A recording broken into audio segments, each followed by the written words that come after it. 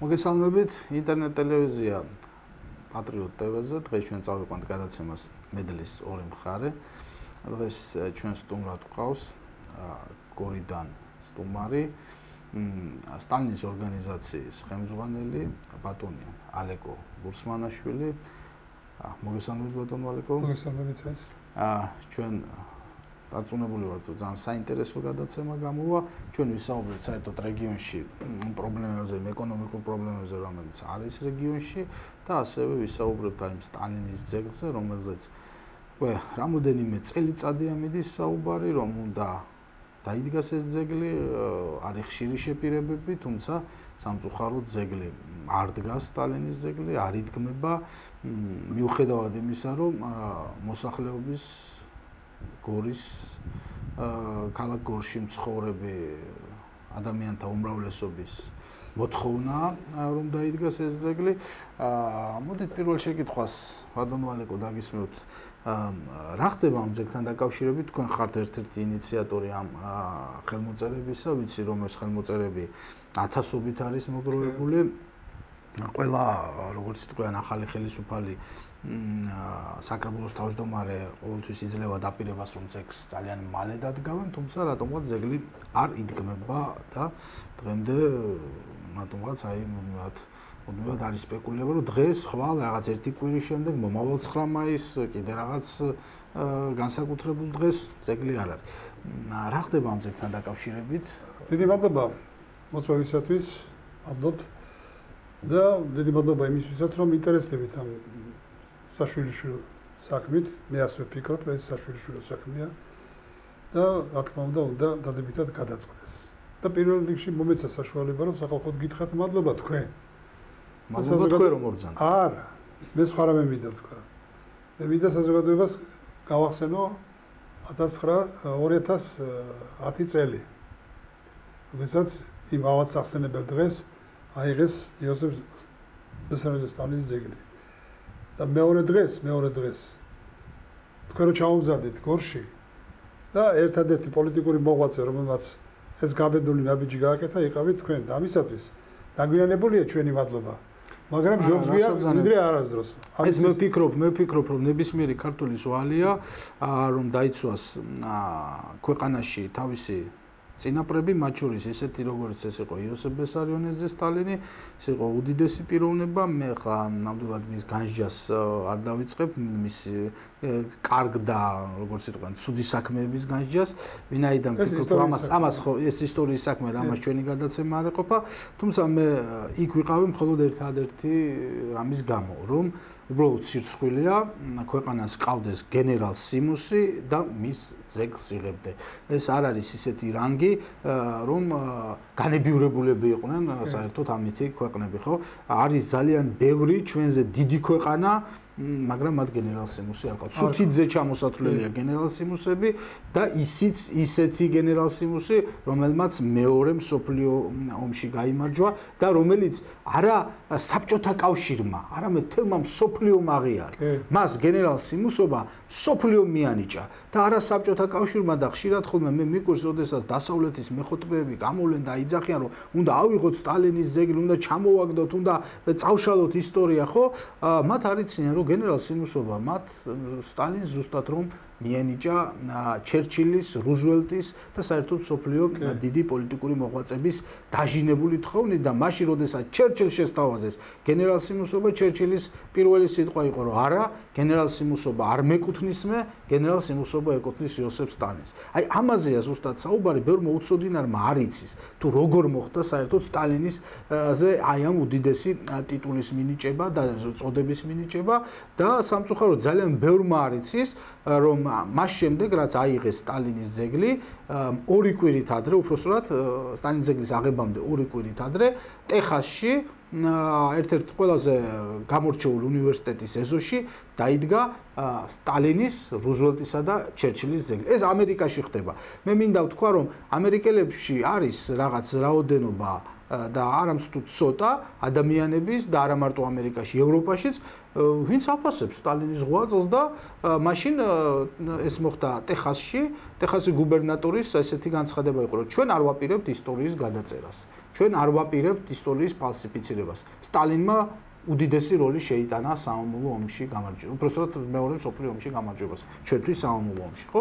ამ მედასავლეთებს, რომლებიც დღეს დარბიან და იძახიან, რომ სტალინის ძეგლი და სტალინი და გენერალ სიმუსი, ეს ტიტულები ყველაფერი მას საბჭოთა ხალხთან ერთად დასავლეთის სამყაროს უმაღლესმა რიგის ჩინოვნიკებმა და პრეზიდენტებმა მიანიჭეს. მოკლედ არაფერი არ დამიტოვეთ სალაპარაკო ბატონო არჩი. მაგრამ როგორც რეგიონის წარმომადგენელი, ჩემი მხრიდან პატარა ამას დავუმატებ მეც, რომ თქვენი კითხეთ რა ხდება საერთოდ ამ ძეგლის ირგვლივ და რა მდგომარეობაშია დღეს ეს ძეგლი. ის დამსახურებებზე თქვენ ნაწილობრივ კარგად ისაუბრეთ. ეხლა საზოგადოებას მე გავაცნობ უბრალოდ იმ სიტუაციას, რა სიტუაციაც დღეს არის ამ წუთაში. მდგომარეობა შემდეგში მდგომარეობს, რომ დღეს იოსებ სტალინის ძეგლი დაცულია პირველ რიგში, დაცულია იგი ხელყოფისაგან, ყავს თავისი დარაჯი და უსაფრთხოება გარანტირებულია.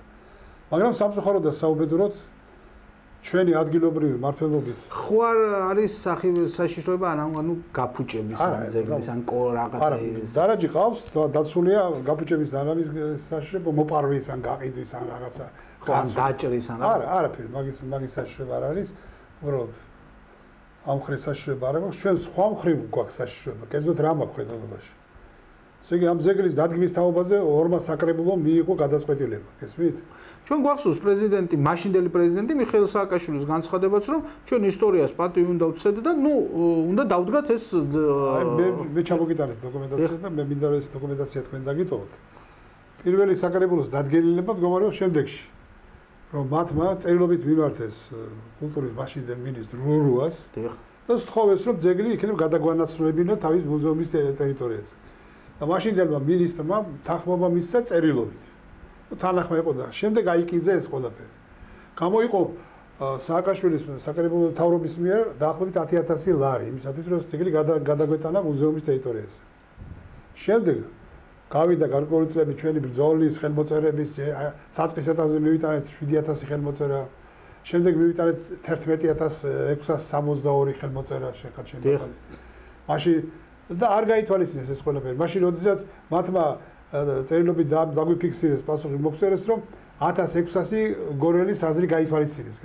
ჩვენ კი მივუმატეთ ახლა რამდენია? დაახლოებით 14,000 ხელმოწერა და 1600. კაცმა არ იცის იყო თუ არა ეს 1600. ნუ ეს მე გავაანალიზეთ ეს ხელმოწერები და აბსოლუტურმა უმრავლესობამ ამ ხელმოწერებში მოხსენიებულმა პიროვნებებმა დაგვიდასტურეს და გვითხრეს რომ სისულელია საერთოდ არ იცოდნენ რაში იყო საქმე. განაწილმა რა თქმა უნდა გვითხრეს რომ კი შეგნებულად მოვაწერეთ ხელი. ეხლა ასეთი 50 და 100 და 200 კაცი არაფერს არ ნიშნავს. გითხრათ. პროვარესი. ეხლა მე პროვარესი უნდა გითხრათ. ესე იგი დღევანდელმა ხელისუფლებამ თქვენ კარგად იცით ეხლა. ადონი ძე ივანიშვილი ჩაუმზადებული იყო წინა საარჩევნო ორში უზარმაზარი შეხვედრა და სახალხოდ განაცხადა რომ ჩვენ აუცილებლად დავაბრუნებთ ძეგლს და დავდგებთ სტალინის სახელმწიფო. აუცილებლად. პირობა იყო ასეთი. გავიხარდა რა თქმა უნდა გორელებს და დაუჭირეთ ხარი. ძე ივანიშვილის ამ მოთხოვნას თუ რაც და შესაბამისად იმედი გქონდა რომ მდგომარეობა მართლაც 2013 წელს ნოემბრის თვეში მიღებული იქნა საკრებულოს დადგენილება ახლა ახალი მთავრობის ახალი ხელისუფლებისა გამოიყო 25,000 ლარი იმისათვის რომ ძეგლი დამდგარიყო სტალინის სახელმწიფოს ტერიტორიაზე. მომამზადეთ საძირკველი ყველაფერი აბსოლუტურად. მაგრამ სამწუხაროდ და საუბედუროდ ასე იგი მიყვანილი იყო საქმე იქამდე რომ სულ რაღაც 1 საათი გვაშორებდა რომ ძეგლი უნდა დაგვედგა. ამ დროს ზარია იქიდან რა ქვია გამგეობიდან და გვეუბნებიან რომ არ გაიძრეთ. და რო ჩავედით გამგეობაში და ვეკითხებით რაშია საქმე კაცო. ყველაფერი კანონიერია. დადგენილება არის, ხარჯდაღრიცხვა არის, ფული გამოყოფილია მთავრობის მიერ და რატომ გვიშლით ხელს? აღმოჩნდა ეხლა მე ისეთ რამე უნდა გავაჟღერო, იცით თქვენ მართალია, მაგრამ ფართო მაყურებელმა ხომ არ იცის. მე მათ საყურადღებოდ მინდა უთხრა. დღეს რო ზოგიერთი იქადნიან და იძახიან რომ ჩვენ დამოუკიდებელ საქართველოში ცხოვრობთ, ასე არ არის, ბატონო არჩი. სამწუხაროდ და საუბედუროდ. ჩვენ ისიც კი არ შეგვიძლია რომ ადგილობრივი თვითმმართველობის ორგანოების მიერ მიღებული დადგენილების შესრულებაც არ შეგვიძლია. გესმით? რა მაქვს ხედელობაში? როდესაც ეს პროცესი დაიწყო და ძეგლი მოხდა, პოლონეთის ელჩმა დარეკა მაშინდელი საკრებულოს თავმჯდომარის კაბინეტში და კატეგორიულად მოითხოვა, რომ ძეგლი არავითარ შემთხვევაში არ უნდა დამდგარიყო. ბატონო ალეკო, ესე იგი, რაიმე დამადასტურებელი ფაქტი არის ამისი, რომ დარეკა? მე მჯერა, მე თქვენი მჯერა ინტერვიუ პოლონეთის ელჩი. ახლა ჩვენ ამას მე არაერთხელ ვიძახი. არაერთხელ აღნიშნავს და დღესაც კიდევ ერთხელ კატეგორიულად ვაცხადებ. ამას ხო ისმეს პოლონეთის საელჩოც. ეს ისეთი ბრალდებაა, რომ ამის უარყოფა ან უნდა დაადასტურო, ან უნდა უარყოფო. მე ვიძახი საქართველოს მოქალაქე, რომ პოლონეთის ელჩი ჩაერია ჩემი სახელმწიფოს საშინაო საქმეებში და უხეშად დაარღვია დიპლომატიური ეტიკეტი. ხო სწორია, ხო მართალია. შებრალა ჩემი ქვეყნის სუვერენიტეტი.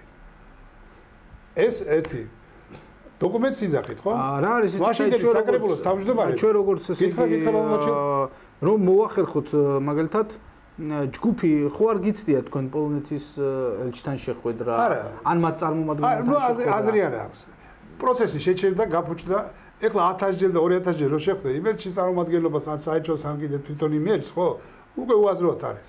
ეს ამაზე რეაგირება უნდა გააკეთოს ჩვენმა საგარეო საქმეთა სამინისტრომ. ნუ ისე რაშია იცით საქმე ბატონო ალეკო, ეხლა საინტერესოა რომ აქ მეორე საკითხია. ეს მე მგონი ჩვენი ხელისუფლების უსუსურობაა, ხო? ვინ ეკითხება ამ პოლონეთის, ან ამერიკის, ან იტალიის, ან სხვა ქვეყნის ელჩს? გორში ვინ რა ძეგლს დავდგავთ ჩვენ, რომელს მოხსნით თუ ესე იგი სადრას ავაშერთ? მე მგონი არ არის. ბატონო, მაშინ როდესაც თელი ხმით გაყვირიან ახლა დღევანდელი ლიბერალები და ეგრეთ წოდებული პროდასავლური ელემენტები, ხო? რომ დემოკრატია, ადგილობრივი თვითმმართველობის ორგანოების სუვერენიტეტი და ასე შემდეგ, აზრი, ხალხის აზრის გათვალისწინება და ასე შემდეგ წინაპრებზე ვითომდა ხალხი. მაგრამ სინამდვილეში რეალურად ხალხი სულ არ აინტერესებთ არავის. და ამიტომ კიდევ ერთხელ ხაზგასმით ვამბობ, რომ სამწუხარო და საუბედურო დღეს ჩვენ არ ვცხოვრობთ დამოუკიდებელ საქართველოში. პოლონეთზე რო არ დამავიწყდეს, უბრალოდ ცოტა თემას შეიძლება გადაუხვიოთ, მაგრამ პრაქტიკულად აქვე ვარ თემასთან, მაინც როდესაც ამაზე ვსაუბრობთ, ყველა თulis რომ პოლონეთი მაინც არის რეალურად ამერიკის ვასალი ქვეყანა დღესდღეობით დასავლეთში, მაგრამ ძალიან საინტერესო ერთი კანონი აქვს პოლონეთს და მას მე გავეცანი და მე სხვათა შორის მქონდა ობიექტივის ეთერით გამიჟღერებინა და მე საუბრა ამ თემაზე. ჩვენ ამას უფრო ცლად განვავრცობ. პოლონეთში აკრძალულია ნებისმიერი ქვეყნის სხვა ქვეყნის მიერ დაფინანსება არასამთავრობო სექტორს. მეცაც გეტყვით. პოლონეთში აკრძალულია, რომ თავად იქ მყოფმა პიროვნებებმა რომელიმე არასამთავრობო სექტორს გადაურიცხოს იმაზე მეტი, იმ 1%-ზე მეტი, რომელიც რის შემოსავალიც მას გააჩნია. და ანუ როგორ ხდება იქ არასამთავრობო სექტორის დაფინანსება, რომ ადამიანები, რომლებიც იხდიან, თუნდაც აი პენსიას იხდის, მაგრამ სახელმწიფო მას რაღაცას უკავებს. აი 1%-ს ამ ადამიანს აძლევს საშუალებას, რომ რომელ ორგანიზაციასაც უნდა იმ ორგანიზაციას გადაურიცხოს. აქედან გამომდინარე, პოლონეთში რეალურად რა ძალიან მომწონს მე, თავად ხალხი ირჩევს თუ რომელ ორგანიზაციას, რომელ მას მისცეს ფული და პოლონეთში აკრძალული აქვს ამერიკის საელჩოს და ყველა საელჩოს ნებისმიერი არასამთავრობო ორგანიზაციის დაფინანსება. და ანალოგიური აქვს, მე მგონი ამერიკის შეერთებულ შტატებში. ანალოგიური აქვს ამერიკის შეერთებულ შტატებში, ოღონდ იქ არ ვიცი ეს პროცენტი. ეხლა დაიწყეს რუსეთში. რუსეთში მიიღეს კანონი. ძალიან კაი. ხო, მე ვფიქრობ, ხომ არ მოვიდა დრო რომ მართლაც ჩვენც მივიღოთ ასეთი კანონი და მორჩება საუბარი რომ ვიღაცა დასავლეთიდან, ვიღაცა რუსეთიდან და ხალხი ყველაფერს ნათლად დაინახავს, ვინ როგორ ფინანსდებოდა. თორე ხა ჩვენ ხო ვიცით რომ ესეთი კანონი რომ მიიღონ მართლა საქართველოში ამ კოჟორიძეებს, ამ რაღაც გიგაურებს და ამ გაურკვეველი წარმოშობის და წარმომავლობის ხალხს, რომელიცაც თავარი არსი არის რომ რამენაირად ჩამოშალონ საქართველოს ეკლესია, ქართული ტრადიციები, ჩვენი კულტურა, ხო? მათ მე მგონი თავისი ოჯახის წევრებიც არ დაუჭერენ მხარს.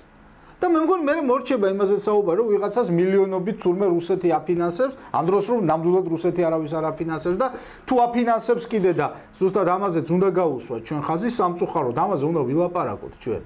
რომ რუსეთიდან არის რაღაც დონეზე დაფინანსებები, მაგრამ ეს რა თქმა უნდა ხა შედარებაც კი არ შეიძლება დასავლეთის დაფინანსებასთან. ეს დაფინანსებაც 20 წელიწადია ერთი და იგივე ორგანიზაციების ხელში ხდება და ისევ ეს დაფინანსება ადრესატამდე არ მიდის და პირიქით არამც თუ ქართულ-რუსულ საქმეს ემსახურება პირიქით ეწინააღმდეგება. აი მაგა იმ დღეს გაოცებული დავრცში არის რაღაც ორგანიზაცია, ესე იგი ალა ბეჟენცევა არის ერთ-ერთი და მისი შვილი, თან კიდე დედა და შვილი 10 წელიწადია ერთმანეთს რაღაც ვითომ ეხმარებიან საქართველოს, ვითომ ენას ასწავლიან და იმ დღეს ესე გამოვიდნენ და უკვე საქართველოს ხელისუფლებას ადანაშაულობენ, რომ თურმე საქართველოს ხელისუფლება, ესე იგი ვერ არ ეხმარება არასამთავრობო ორგანიზაციებს და სათანადო ყურადღებას არ აქცევს მათ. ანუ ეს რუსეთიდან გამოგზავნილი 10,000-ობით დოლარი უკვე აღარ ყოფნით. ახლა საქართველოს ხელისუფლებამაც ალა-ბეჟენცევას უნდა დაეხმაროს რა თურმე რა. აი ესეც სასწაულებიც ხდება. ამიტომ ეს ყველაფერი რეალურად გახდება სააშკარაოზე გამოვა რა. სააშკარაოზე გამოვა და ქართული ხალხი რეალურად დაუჭერს იმ ორგანიზაციებს ხარს, რომელიც ქართულ საქმეს გააკეთებს რა. და დღეს ჩვენ ხედავთ იგივე ქართულ-რუსული ურთიერთობების ყველაზე დიდ მინუსებს. რაშია? იმაშია, რომ არ არის პირდაპირი დიალოგი ქართულ ხალხსა და რუს ხალხს შორის. არის რაღაცა დიასპორა რუსული, რომელშიც არაკაცმა არ იცის ვინმე რუსი არის თუ არ არის და რას ემსახურება და ვითომ ახლა იმას რა ქვია ურთიერთობებს ალაგებს იმასთან რუსეთთან არ გჭირდება ურთიერთობები რომ დაალაგდეს აუცილებელია ქართველების საქართველოს მხრიდან და რუსების მხრიდან დიალოგი აი ამაზე დიალოგის გარეშე აფერწყდება მაგრამ აი ეს ვითომ და არასამთავრობოების არსებობას ასე არაფორმალურ ვითარებაში მე მგონი ხელისუფლება უწყობს ხელს ამას ყველაფერს მე ვფიქრობ მათი ხელი აუცილებლად იქნება, იმიტომ რომ მათ ყველაფერი აწყობს. არა, ჩვენ რომელ არასამთავრობოებზე ვსაუბრობთ ახლა, ჩვენ რომელ არასამთავრობოებზე ვსაუბრობთ. მე მგონი ხელისუფლების გარეშე მათი მე ვფიქრობ რომ ეს არის უბრალოდ კორუფციის წყარო, ახლა მაგი მე მგონი დასამალიც არ არის და ამას რუსეთი თვითონ აღიარებს, რუსეთში მაღალ დონეზეა კორუფციის წყარო. იქიდან განმორიცხული თანხების რაღაც ნაწილი უკანვე ბრუნდება ადკატების სახით რუსეთში და ამითი რეალურად ფუჭდება ქართულ-რუსული ურთიერთობა. ჩვენ რაც ცუდია, ყველაზე დიდი უბედურება რა არის, იცით რომ საქართველოში ჩამოყალიბდა ასეთი საკითხი, რომ თუ ვიღაცა უჭერს მხარს დასავლეთმა რაც არ უნდა ცუდი გააკეთოს, არასდროს არ ლაპარაკობს ამ თემებზე, თუ რომელიმე ჯგუფი უჭერს რუსეთს მხარს, ის უკვე რუსეთი თუ რამე ცუდს გააკეთებს, არ საუბრობს, ამიტომ მე ვფიქრობ, რომ აი ეს კანონი, რაზე ჩვენ ახლა ვსაუბრობთ, ამ 1%-ის კანონზე, ეს მისცემს იმის საშუალებას, რომ ნამდვილი და ჭეშმარიტი ქართული ორგანიზაციები ჩამოყალიბდეს, რომელიც რასაც კარგს იტყვის და კარგია მივიღებთ, რაზეც ცუდია უარს ვეტყვით და არ შეგწყვება და არ მოვერიდებით და იგივე პოზიციასაც დავიჭერთ დასავლეთის მხრივ. მე მაგალითად ასეთნაირად ვფიქრობ ამ საკითხზე, რუსეთთან ურთიერთობასაც შეეხება. მე ვფიქრობ იმას, რომ პირველ რიგში ამ კარგიანობაზე ლაპარაკი ცოტა ადრეა. რამდენად აღდგება, არ წაადგება, შედეგი დამთავრდება ეს დიალოგი. მე ვფიქრობ, დიალოგი ჯერ უნდა დაიწყოს. საზოგადოებამ, აი თქვენ, მეც და ჩვენ ორგანიზაციებმაც და ყველამ პირველ რიგში უნდა მოვთხოვოთ დღევანდელ ხელისუფლებას, რომ დაიწყოს დიალოგი დაიწყოს. დღევანდელმა ხელისუფლებამ უნდა აღადგინოს დიპლომატიური ურთიერთობა. არა, დიპლომატიური ურთიერთობა შეიძლება იყოს პირველი ნაბიჯი იმ შეხვედრისა, რომელიც უნდა შედგეს აუცილებლად. თუ არ აღდგა, ეს აუცილებელია, მათი შეხვედრა. მაგას მომოფე. ასე იგი პირველ რიგში ამ საწყის ეტაპზე აუცილებელია, რომ ან პრეზიდენტი, ან პრემიერ-მინისტრი და მე ვფიქრობ, რომ უფრო პრიანი იქნება, რომ პრემიერ-მინისტრი. რა თქმა უნდა, პრეზიდენტი არაფერს არ წარმოადგენს. იმიტომ რომ პრემიერის ხელშია დღეს მართლობა მთელი ქვეყნისა, ამიტომ ეს შეხვედრა აუცილებლად უნდა შედგეს. აი ამის შემდეგ უნდა გაირკვეს. მე ვფიქრობ, რომ ყველა ჯობია ესე ჩვენი დიდი მოქალაქე რო შეხვდეს, ეს უფრო კარგი იქნება. ჩვენი დიდი მოქალაქე. მე რას მიწვი, მე მას აი ამ გადასახედიდან დიდ მადლობას ვეუბნები იმისათვის, რაც მან გააკეთა. როგორ შეიძლება მას კაცმა მადლობა არ მოუხადოს ელემენტარული ერთი მთავარი რა, რაც გაკეთდა და რისი დამალვაც არ შეიძლება. ეს არის რომ დღეს ნამდვილად არის სიტყვის თავისუფლება და დღეს არის იმის საშუალება, რომ ივანიშვილის მოსვლის შემდეგ შესაძლებელია გამოხვიდე დააფიქსირო შენი აზრი და იბრძოლო არჩევნებში. და მე კიდევ გულისკივით მინდა ვთქვა და მადლობა კიდევ ერთხელ ხაზგასმით. არა, მე მოქალაქე რატო თქვი ეს რამე ისეთი მე თქვი იმ გაგებით რომ ასე თუ ისე ადამიანი რომელსაც დღესდღეობით მაინც ყველაზე დიდი რეიტინგი აქვს საქართველოს. არ უნდა ისაუბროს ახლა ბიძინა ივანიშვილმაც რომ ის არ არის პოლიტიკური ფიგურა, ჩემი თვალსაზრისით ის მაინც არის პოლიტიკური ფიგურა და მას აქვს პოლიტიკური წონა.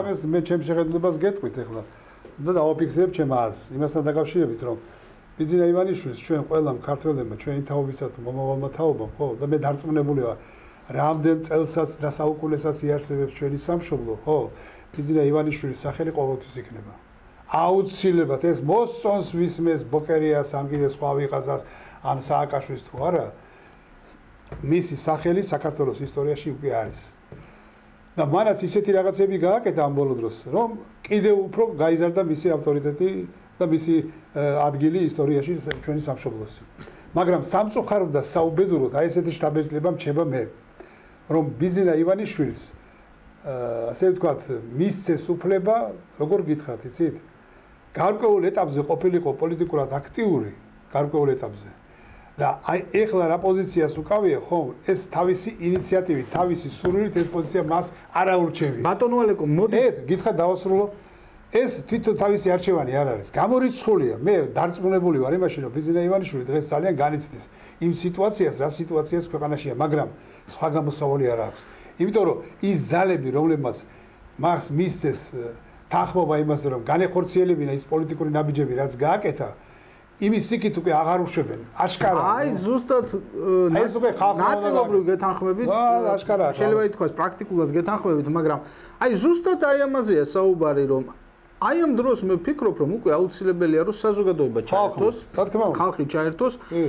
ესე იგი, მე მახსოვს ეს ტრაგიკული ამბები, რომ დატრიალდა თბილისში, სტიქიის უბედურებაზე მაქვს საუბარი.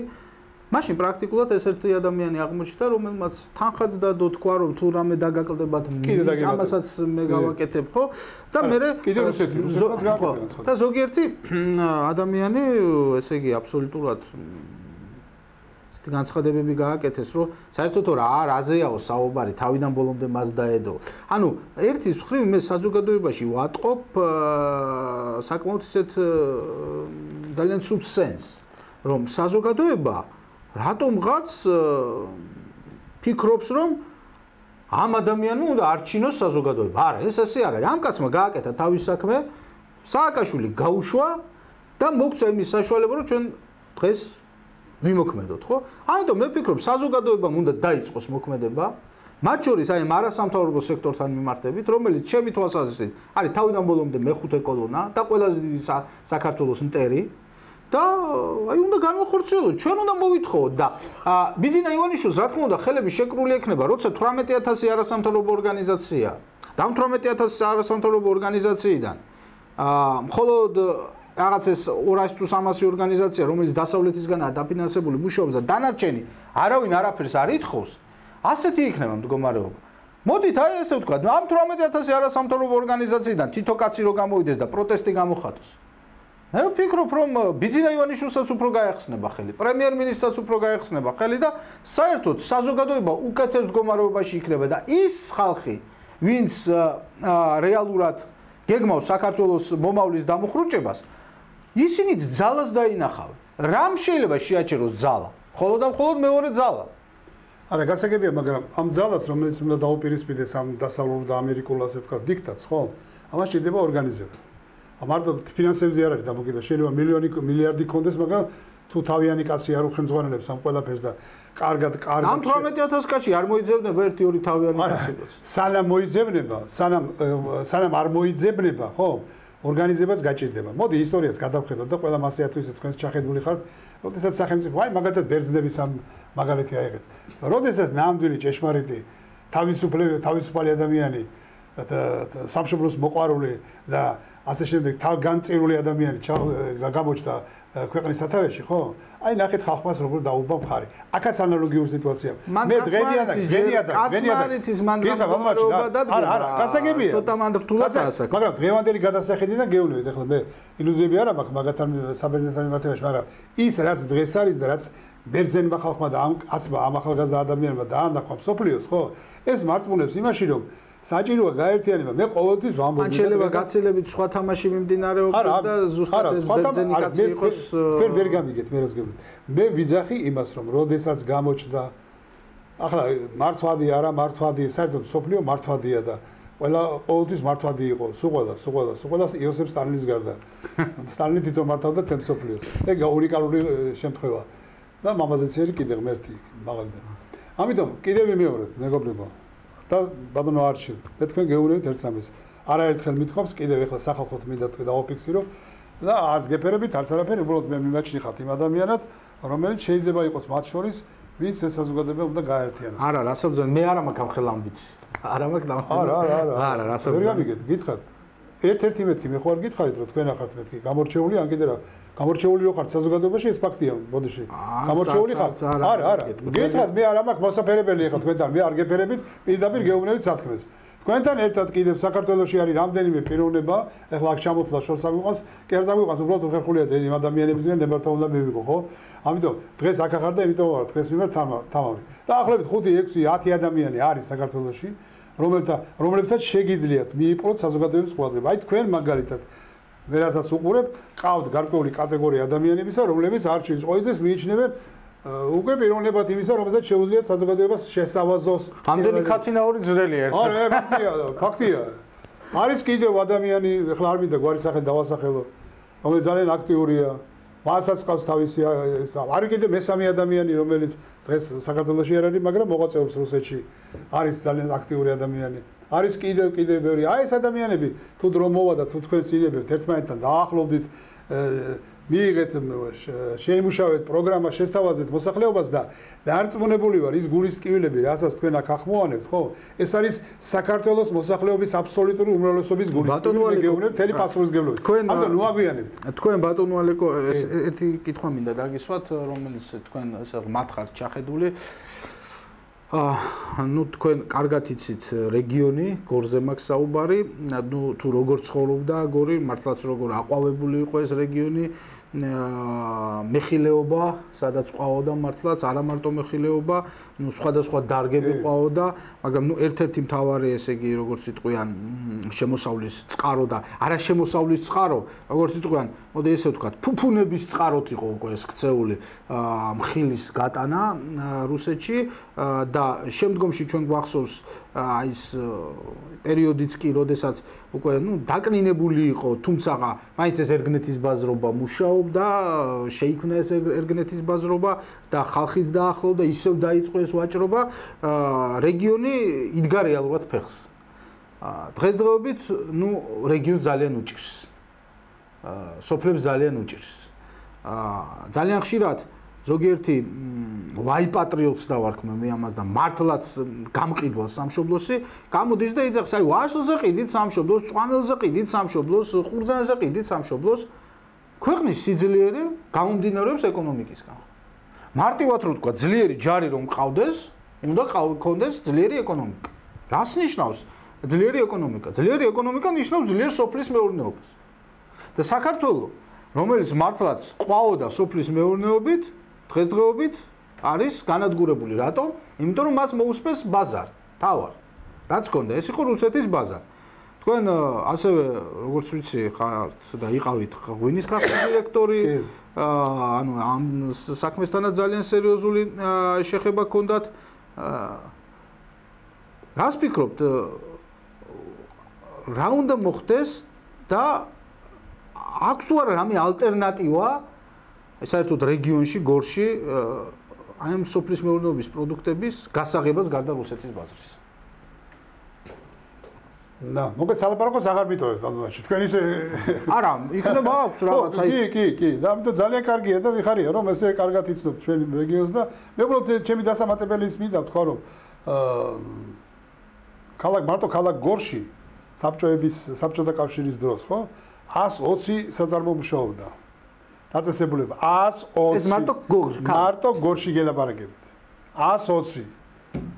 მე პარტიის საქალაქო კომიტეტის თანამშრომელი გახდით და ინსტრუქტორად მუშაობდი და მარტო მე საკურატორო ზონაში მარტო მე მქონდა 36 საწარმო.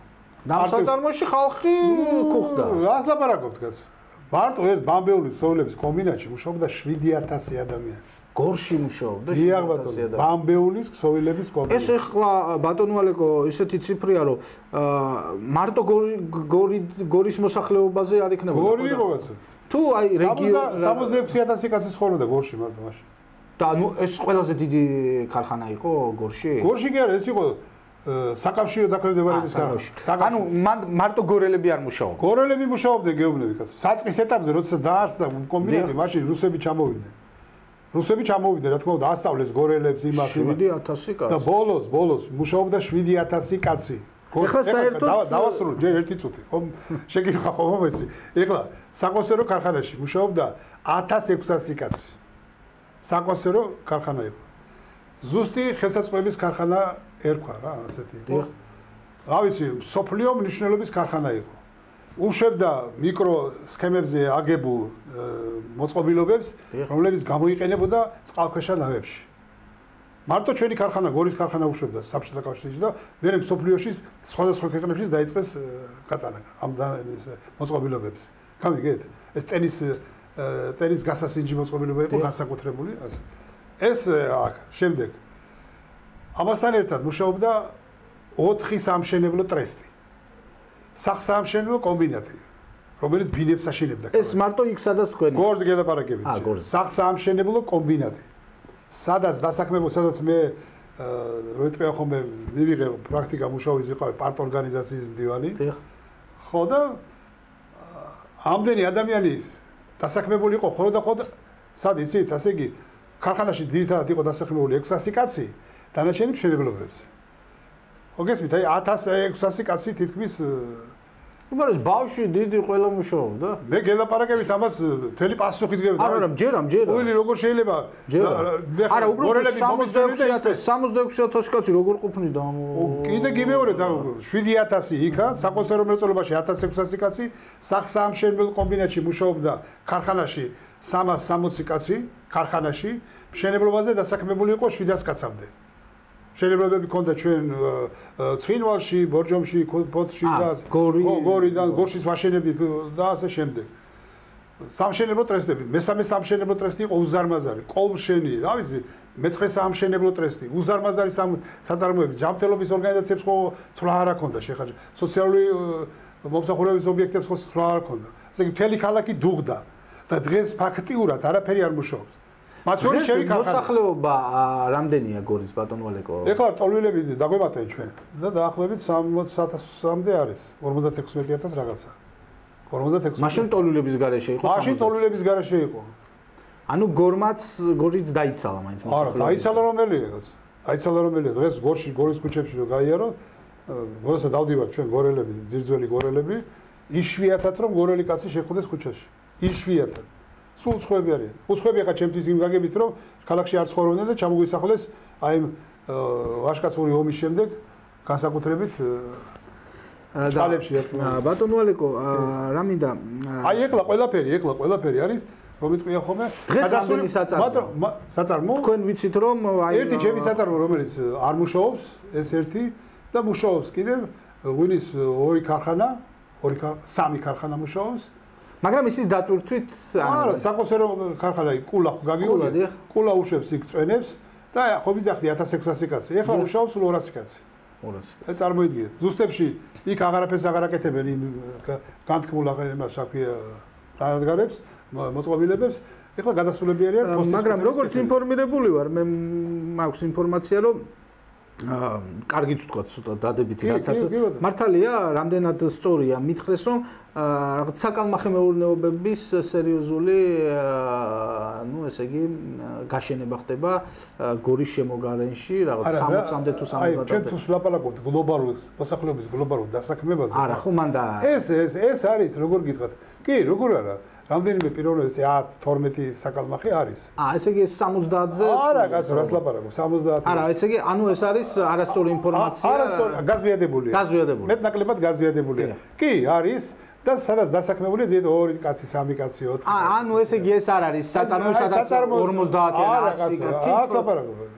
5 კაცი ყარაულის დარაჯის ჩათვლით და 5 კაცი არის. ვერტმაკრას რო იყოს, მაგრამ არ არის სამწუხარო და საუბედური.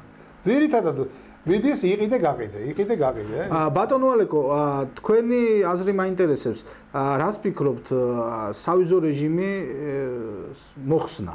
შეუწყობს თუ არა ხელს იგივე გორის მოსახლეობას და დაეხმარება თუ არა იმაში, რომ მათ განაახლონ ვაჭრობა რუსეთის ფედერაციასთან? მე უფრო შემიძლია წავიდე. მე მინდა აქედან მოუწოდო ჩვენს ხელისუფლებას და უთხრა ძალიან ცუდად არის საქმე. ძალიან ცუდად მუსულმანური აქვია მაგას ახალი სახელმწიფო რო იქმნება. იგილია თუ რაღაც. შექმნილია უკვე. ხო, შექმნილია წერტილი რო დასვეს შილოთ კავკასიაში. დიახ. ძალიან სერიოზული. თუმცა მაგაზე კადიროვის განცხადება არა, კადირო გავალება. მოისმინეთ კადიროვმა თქვა, რომ ეს არის აბსოლუტური ბლეფი. შილოთ კავკასიაში არ არიან არანაირი ისლამისტები და ვინც არიან ყველა თუ არიან გავანადგურებთ მისი განცხადება იყო ეს. ბატონო არჩე, მე ერთადერთს გეტყვი. კადიროვმა შეიძლება გაანადგუროს თავისი მტერი. მაგრამ ქართველების მტერს კადიროვი არასოდეს არ გაანადგურებს. რა თქმა უნდა, გეთანხმებით. ამაში ხო მეთანხმებით. ამიტომ ვამბობ, რომ სიტუაცია არის ძალიან რთული. მაგრამ ისე ის იგილი არ არის მარტო საქართველოს ის ჩვენ თუ გავითვალისწინებთ თუ როგორ დაგვეხმარა ჩვენი სტრატეგიული მეგობარი 2008 წელს, ხო? როგორ გამოიქნიეს ხელი ჩვენი გულისთვის, ხო? კარგით, ახლა ამაზე ნუღა ვიყამათებ და ნუღა დავკარგავ. არა, ამას ოქროს დროს. არაფერი, ერთადერთი სახელმწიფოა მსოფლიოში. მე გეუბნებით თამამად. აი, გვიღებს კინოკამერა და ასე შემდეგ ეკრანზე ვართ და ერთადერთი სახელმწიფო, რომელსაც შეუძლია თუ დარწმუნდა, რომ ის სახელმწიფო მისი მეგობარია და მისი ინტერესების დამცველია, ერთადერთი სახელმწიფო არის რუსეთი, რომელიც მეგობრობას გაგვიწევს ჩვენ. თუ დავარწმუნეთ რუსები, რომ ჩვენ არა ვართ რუსების მტერი. მოდით, ბატონო ალეკო, თქვენ იცით, ჩემი განწყობა, ესე იგი, რუსების მიმართ, საერთოდ ამ სახელმწიფოს მიმართ, არ შეიძლება და როგორ შეიძლება ჩვენ დაუკარგოთ რუსეთს ის სიკეთე, რაც მან გაუკეთა საქართველოს. იგივე ეს მე-18 საუკუნეზე უნდა ვისაუბროთ და მაშინ, როდესაც საქართველო აღარ არსებობდა და როდესაც ატყვილებდნენ საზოგადოებას და უნდა თქვა, რომ ერეკლე მეორემ დადო ტრაქტატი, როგორც ერეკლე მეორე არ იყო საქართველოს მეფე, ერეკლე მეფე იყო ქართულ-კახეთის მეფე, ვინაიდან საქართველოს დაკარგული ჰქონდა ისეთი ტერიტორიები, როგორც არის ფოთი, ყულევი, აფხაზეთი, აჭარა, ოზურგეთს და მას მთლიანად სამეგრელოს აკონტროლებდნენ ოსმალები. ქუთაისი 1770 წელს ტოტლებენმა დაიბრუნა. ანუ ასეთი რამ არ არის რეალურად თავიდან შექმნა სახელმწიფო რუსეთმა, ხო? მერე შემდგომში 1921 წლის შემდეგ, რა თქმა უნდა, იქ იყო დარღვევები, მაგრამ უნდა ვისაუბროთ, რომ თურქეთი მთლიანად საქართველოს ოკუპაციას აპირებდა და ის რომ დღეს ქართული ეკლესიები რა დღეშია და ის რომ საქართველოს სწავლის უფლებას არ აძლევენ დღეს თურქეთის ტერიტორიაზე და ტაო-კლარჯეთი რეალურად ანექსირებული, არამსთუ ოკუპირებული, ესეც მართალია. მაგრამ მოდით ახლა მესამე მას შევხედოთ, ხო? ესე იგი ძალიან ხშირად საუბარი მიდის იმაზე, რომ აი რუსეთი ჩვენ და რა თქმა უნდა კიდევ ერთხელ ვამბობ, რომ ჩვენ რუსეთთან აუცილებლად დიალოგი უნდა ვაწარმოოთ, აუცილებლად დიპლომატიური ურთიერთობები უნდა აღვადგინოთ, თუმცა მოდი შევხედოთ ასე საკითხს, რომ რუსეთმა რაც 90-იან წლებში მოხდა, იგივე აფხაზეთთან და სამაჩაბლოს მიმართებით, მე ვფიქრობ, რომ მათი მხრიდანაც იყო ძალიან სერიოზული შეცდომები დაშვებული. მათი მხრიდანაც იყო ძალიან ბევრი ლაფსუსი და მეტიც დანაშაულიც. ანუ თუ გავიხსენებთ იგივე 2008 წლის ომს, რა მოხდა რეალურად? რუსები მოვიდნენ, შემოვიდნენ, აღიარეს აფხაზეთი და სამაჩაბლო. მიუხედავად იმისა, რომ მათ იცოდნენ პოზიცია ქართული საზოგადოების და ქართული ხალხის, რომ ქართულ საზოგადოებას არ ომობდა არც ოსების და არც რუსების წინააღმდეგ, დატოვეს ხელისუფლებაში სააკაშვილი და წავიდა. მე ვფიქრობ, რომ ესეც იყო რუსეთის მხრიდან აბსოლუტურად დიდი შეცდომაც და დანაშაულიც, ვინაიდან მათ შეეძლოთ, რომ გაეშვათ საქართველოსდან სააკაშვილი, ჩაეტარებინათ ახალი არჩევნები და არ ეღიარებინათ აფხაზეთი და სამაჩაბლო და მაშინ ქართველი ერი და ქართული სახელმწიფო დაუჭერდა რუსეთს ხაზს. და მესამეს დავამატე. რა თქმა უნდა და კიდევ ერთხელ ვამბობ. არ შეიძლება ჩვენ პატივი არ ვცეთ, არ გავიხსენოთ და მადლიერები არ ვიყოთ რუსეთის, რაც რუსეთ ჩვენთვის გაუკეთებია. ეს გამორიცხულია, მაგრამ რუსეთშიც უნდა ახსოვდეთ, ორი სამამულო ომი რუსეთის ორივე ქართველების გონმა მოიგო. ეს იყო ბაგრატიონი და ეს იყო შემდეგ ზუსტად აი თქვენს მიერ ესე იგი დასახელებული იოსებ ბესარიონის ძე სტალინი. კი ბატონო, მე გეტყვით ჩემს პირველზე 90-იანი წლები. ბევრი რო არ ვილაპარაკო. ალბათ ძალიან დიდი დრო სჭირდება იმას, რომ გავაანალიზოთ რა მოხდა. ლომის წილი, მე ძალიან მოკლედ ვიტყვი, ლომის წილი 90-იანებში რაც მოხდა, ჩვენი იყო ლომის წილი. რატომ იცით? ჩვენ ვიყავით სახელმწიფო. საქართველოს ქვია ჩვენ სახელმწიფოს. ამიტომ აფხაზიც და ოსიც ჩვენი სახელმწიფოს მოქალაქეები იყვნენ. კეთახმ. ამიტომ დღეს რო ჩვენ ვლაპარაკობთ იმაზე, რომ არ შეიძლება იარაღის ენით ელაპარაკოს ესა თუ ის სახელმწიფო ამა თუ იმ ერის წარმომადგენელს, ხო? მაშინ ჩვენც გავიხსენებთ. 1000%. ამიტომ ზუსტად ამაზე მაქვს საუბარი. დიდი ყოველთვის მეტი პასუხისმგებლობა მოეკითხება. ამიტომ ამბობ, რომ რუსეთსაც საქართველოსთან მიმართებით. პასუხისმგებლობა ის მეტი. ვიტყვი რუსეთის პასუხისმგებლობას, აუცილებლად. ამიტომ აი ამ გადასახედიდან თუ გავაანალიზეთ, დღევანდელი გადასახედიდან მე თამამად შემიძლია ვთქვა, რომ უჭირთ ახლა ზოგიერთებს თქვა, რომ აი ჩვენი ბრალეულობა იყო ბრალეულობა. რა თქმა უნდა იყო. ხო, იყო. მაგრამ აქ კიდევ ერთ რამეს მოვიშველიებ მე ზვიად გამსახურდიას პიროვნების მიმართ. მაქვს ჩემი დამოკიდებულება და ჩემი შეფასება. ყველა ადამიანს აქვს თავისი შეფასება. მაგრამ უნდა კონდეს ბატონმა ვალერი ყვარაცხელია მამაცინად ერთი თვის უკან მე მგონი თავის ერთ-ერთ გადაცემაში გააკეთა თავისი წიგნიდან ამონარიდი. მე არ ვიცოდი ეს. აღმოჩნდა რომ ესე იგი სიკვდილის წინ ზვიად გამსახურდიას მიუწია ინტერვიუ რადიო სადგურ თავისუფლებისა. დიახ. და ჟურნალისტი ეკითხება ბატონ ზვიადს ერთმა ნათელში ამყოფოს მისი სული აი იმ სიტყვების გულისთვის რაც მას უთქვამს მე ხას უსვამ. ავინახე რომ მას სამშობლო და საქართველოს მართლა უყვარდა. აი ამ ადამიანს თქვა ეს არ არის არც ჩემი რა თქვა მე არც ბატონი ვალერის არ არის რა თქვა მე არ არის ამ ადამიანს უთქვამს ამერიკელებისთვის თუ რამე უბედურება ჭირს საქართველოს 99 წლიდან დღემდე ასე იგი 90-იან წლების ბოლომდე ხო ყველაფერი არის ამერიკისა და დასავლეთის ბრალი.